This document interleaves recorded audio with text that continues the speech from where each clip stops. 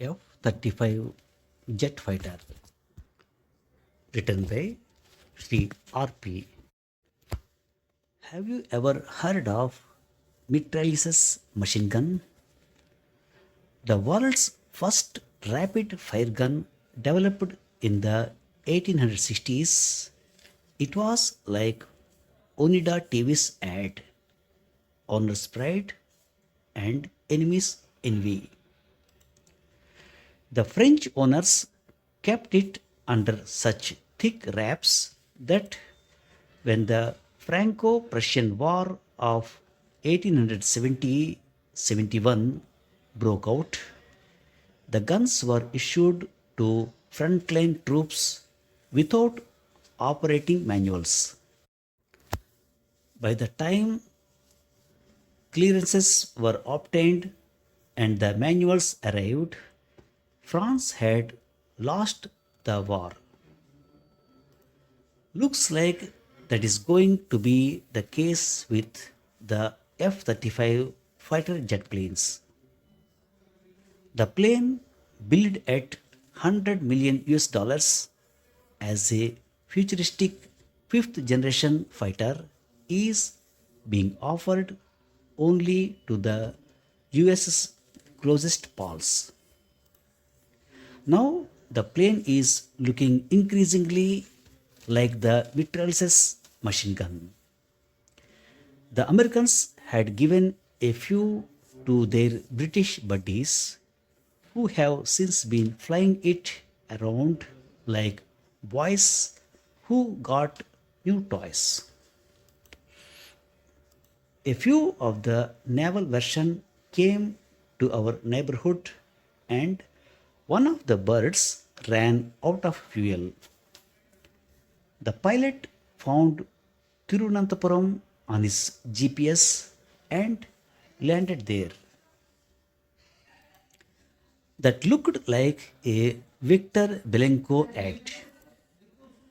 Victor Belenko, if you have forgotten, was a Soviet pilot who landed in Japan in 1976 with a MiG 25 fighter plane, the world's fastest, that is, three times faster than sound, highest flying, and most super secret plane then, pleading no fuel.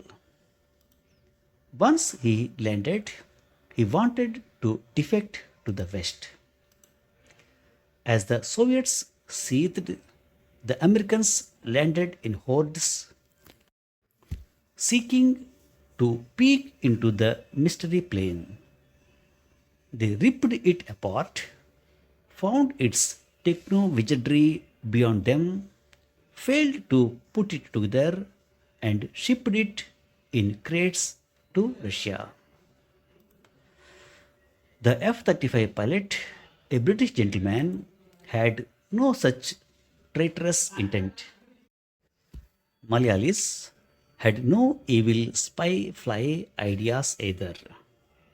They gave him food, fuel, and seal clothing, but as he got back into the cockpit, he realized the plane would not start.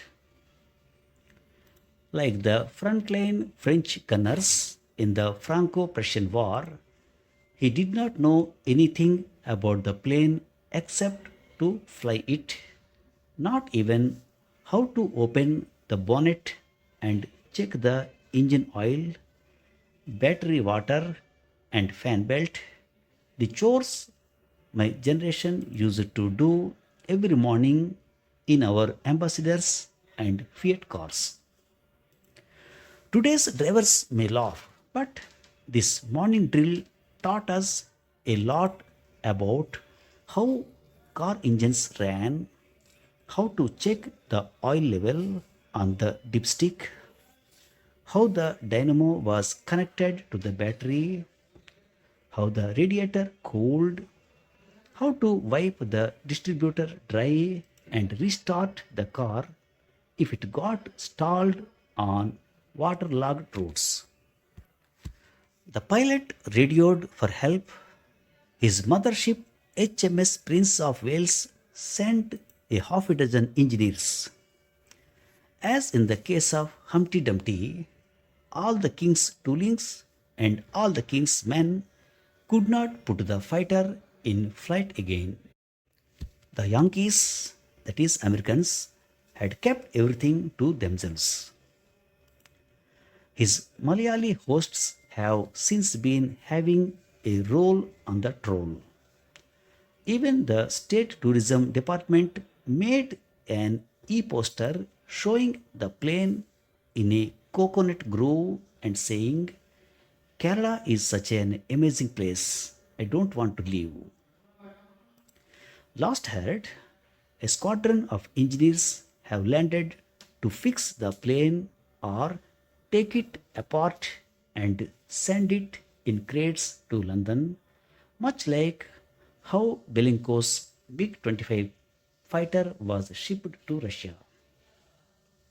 There is one twist to the MiG 25 story that I heard in Moscow in 1993, that the KGB had actually worked on Belenko to defect with the plane so as to dazzle the West with their techno wizardry. Sounds far fetched, but was somebody playing a sales trick to impress us by landing an F 35 next to our Southern Air Command? If yes, it has backfired.